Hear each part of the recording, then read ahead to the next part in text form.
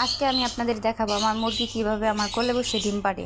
তো আমি প্রতিদিন সকালের মতন আমার মুরগিকে ছোলা খাওয়াইতেছি, পানি খাওয়ালাম। এখন ওর কিন্তু ডিম পাড়ার সময় হয়েছে, দেখেন ও কী করবে না করবে এই এক বুঝতে পারতেছে না, একবার র্যাকের উপরে যায়, একবার র্যাকের নিচে যায়। তো আমি কিন্তু খাটে ডিম দিছি ওরে, খাটে যাওয়ার জন্য, খাটে যাবে না, খাটের নিচে যাইতেছে। এখন দেখেন আমি রান্না করতে আসছি, ও আমার কোলে বসে আছে। আমি রান্না করে এসে সব কিছু এলোমেলো করে দিছে। এখন আমি ওরে নামাই দিচ্ছি রাগ করে, কিন্তু ও তারপরেও আমার পিছু ছাড়ে নাই। এখন দেখেন ও কিন্তু যখন তখন ডিম পাড়ে দেবো। ওর কিন্তু এই দেখেন, যেই কথা সেই কাজ, ও কিন্তু ডিমটা পেড়ে দিল অবশেষে এখানে দাঁড়ায়। কি বলবো, কালকে আমার বিছানায় আমার সাথে শুয়ে শুয়ে ডিম পারছে। তো আমার রান্নাঘর সব কিছু এলোমেলো।